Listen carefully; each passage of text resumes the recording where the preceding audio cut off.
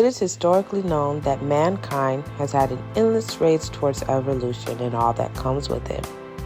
We aim to understand what we don't know, a constant race towards the forever unattainable goal of perfection and complete understanding. Nevertheless, through this relentless effort, there have been great strides in expanding the way we communicate with the world around us. Hence religion, science, and the arts. Allow me but a few moments of your day to explore another truth revealed. Over the span of a short 25 years, the technological communication space has expanded seemingly overnight. Messages that were once sent by bottles and metal canisters, mailboxes, outside of your home can now travel along an invisible 5G network and be delivered across a room or an ocean. These advancements have helped create a vast network of websites and applications that enable users to create and share content or to participate in social networking. In other words, the birth of social media. While the benefits of social media are extensive, let's discuss the underlying and unaddressed issues correlated to the excessive use of social media. What is social media? As previously mentioned, social media is a collection of websites and applications that enable users to create and share content or to participate in social networking. Platforms such as 6 Degrees and Friendster laid out the foundation in the late 1990s for social networks to evolve into the massive virtual community space that is still expanding generously today. While 6 Degrees has continued to make an impact as a nonprofit organization, Friendster, the gaming site, has expired. Both set the precedence of the approach of all current major platforms, which is to allow individuals to come together for a common interest. Well, at least that's what the creators hoped it would do. With the oversaturation of opinions and a rise in digital marketing, this communication tool that originally aimed to locate our commonalities has become a way to separate us by comparisons.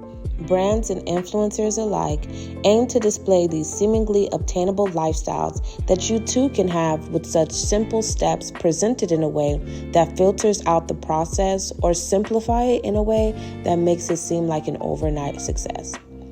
In some cases, these platforms have erased human flaw in terms of results and amplified them in terms of reacting or lack of meeting the very expectations these users have set upon themselves. The simplest way to say this truth is that we buy into the lie that is social media daily, so much so that we believe it to be factual. I know you may be thinking, well, that has nothing to do with me, or it's not that deep for me. Well, according to the hypodermic needle or magic bullet theory, states that once the message hits or is injected into the audience, it will exert its powerful influences on everyone who processes it. Let's take a moment to break this down. What you let into your eye gates influences you whether you want it to or not. You can watch a 10-second ad on a horror movie on Instagram or Facebook right now and know that theoretically it may not be real. But all of a sudden, you are a little too aware of all the little creaks your house makes at night. Or you were trying to cut back on spending, but when that good old PS5 came out, you had all the money in the world to spend. Whether you registered it as such or not does not change the fact that it had an impact on your decision making. And if it can influence you to spend, then it could surely influence what you feel about yourself and others. Who are you? I believe there are two major sides to our identity, natural and virtual. Your natural identity is developed through the experiences in life, such as your upbringing, education, hobbies, religious practices, and everything that makes up your real-world progression through life. Our virtual identity is the persona you have created specifically for virtual spaces or social media platforms. It is a combination of personal anecdotes, pictures, videos, reposting of liked or relatable content, etc., and so forth. It is important to understand your virtual and natural identity because the side effects of social media are increasingly dangerous, such as body dysmorphia, depression, anxiety, and FOMO, the fear of missing out. There is not enough nostalgia in the world that will cause society to revert back to the times where digital reality is not a common practice. This is why it is important in knowing where your two personas lie, so that you may find the bridge between your real world and cyberspace and how you can navigate the two on a daily basis. How can I start this self-evaluation? The first step at identifying a problem is admitting there is one. The average person spends 145 minutes a day on a social media platform. Users across the top 5 social media platforms were asked what were their main reasons for using social media. 36.4% reported that their main uses were not to stay up to date on news or to network with like-minded individuals or to find general inspiration. They utilize SMPs to fill up their spare time. Now, the interpretation of what that means is up to the individual. Based on the data, entertainment and amusement is a primary reason people go on these sites. Not to shop or grow as individuals, but to generally, literally, kill time by getting lost in cyberspace.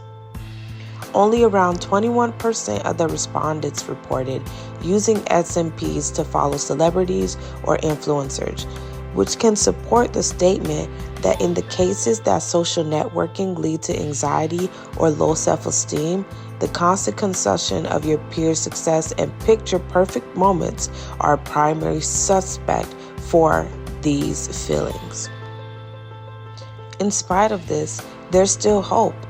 Remember I stated earlier that awareness is the first step. So what's next? When was the last time you checked yourself after a trip to the other world? If it's been a while or you've never done it before, here are some questions to pose to yourself. What are some of the highs and lows you experience after getting off of social media? Are you more motivated to reach your goals, or do you put yourself under scrutiny after seeing the successes of others online? How long does it take you to gather your thoughts to move forward to another task after getting off of a social media platform? Have you seen an improvement in your quality of life in any aspect since having an online presence? Are your profiles an accurate depiction of who you are as a person?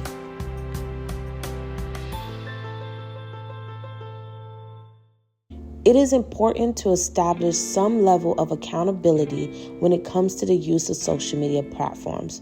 And I truly believe that the only way to fix a problem is to call it by its name. Acknowledging your natural identity and your virtual identity will provide you with the necessary clarity needed to build a bridge between the two so that they may be able to live simultaneously. Not doing so can be detrimental to your mental health and cause unnecessary hardships when navigating between the two spaces. I implore you to take a gander inwards to see where your truest, most balanced self lies and make a choice to seek that version of yourself regardless of the realm you are engaging with. I pray this reaches you well and provides the wake-up call you needed.